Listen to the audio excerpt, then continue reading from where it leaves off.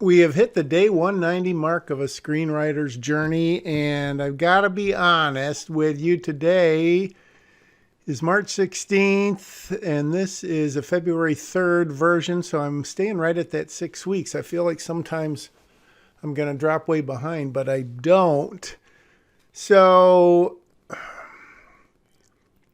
this is in the middle of, I think I've been here the last couple of days, Rachel trying to convince Lexi that Holly is the bad lady and that Rachel is her long-suffering mom, et cetera, et cetera. And so after she gets all of this from her, the question is, what will it take to drive Lexi over the edge? Will it be like a total trickery, mind control, for lack of a better word, literally not hypnotism, but is there anything Rachel could say that would convince Lexi that she is telling the truth?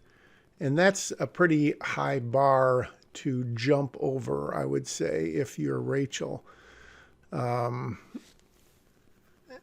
And so that's kind of what I'm questioning with myself as I write this. And again, I know you go back to, why didn't you figure this all out in the outline, whatever, and I'll use my argument that I've used for a long time, that that's impossible. He could say, so Rachel is really playing with her because, as we know, I think we know by now, she is really the one who has set this up, and she wants, well, she doesn't really care what Lexi wants, but if she delivers Lexi to her ex-husband, she's going to get a big payday. That's something that I've been going back and forth a little on, at least mentally, to figure out how, double crossed or trickery or whatever I want to get here, or spoiler alert.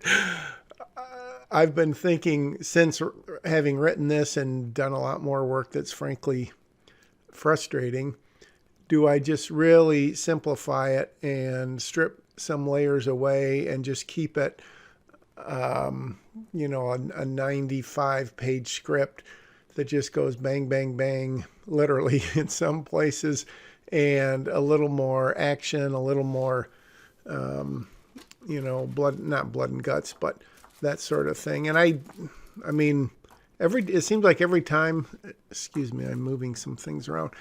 Every time I get a mind to do that, I think about, yeah, maybe I should do that. I back off, I guess. I don't know, if I don't feel like that's really the characters, that's not really the story I'm going for.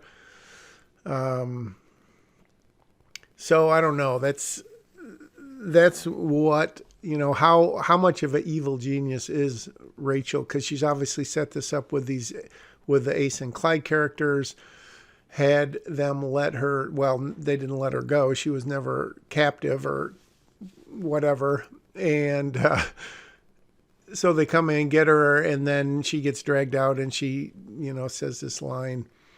And then again, this is really bad. This whole DNA sample thing. I don't know if I should break this to my giant viewing audience or not, but I could have sworn that somewhere I saw that this could be done in a few hours if you really paid someone a lot of money. What I've since discovered, sadly, is that it takes, I think, I have to look. I messaged a couple women that I used to work with who are very smart and into genomics and genetics and stuff. And I think they said, one of them said, at the very bare minimum, it's 24 hours. And just because that's how long the science takes, you just can't, put it in the microwave. You have to cook it in an oven, but not a microwave oven, or bake it in the oven. So that is a major problem. So then I'm thinking to myself, is Rachel somehow able to get Lexi's DNA sample a long time ago? I mean, she could lie and say that Holly got one from her when, they were doing something in his, sent it in to get proof. Maybe, actually, that's not a bad idea. I just literally thought of that.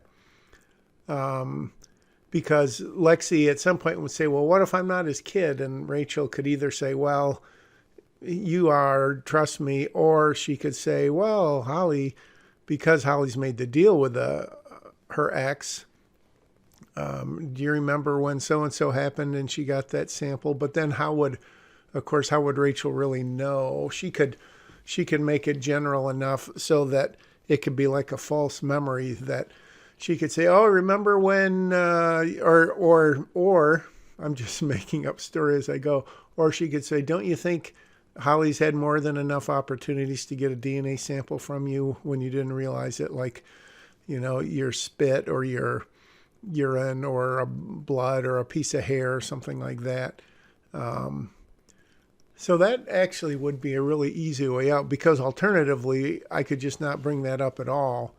And, but I kind of like that actually, because that's another devilish thing that she does.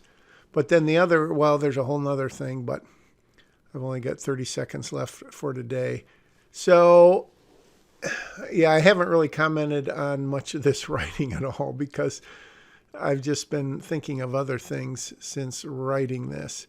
But Jake is kind of playing the devil's advocate here and trying to put his schooling to use to some extent.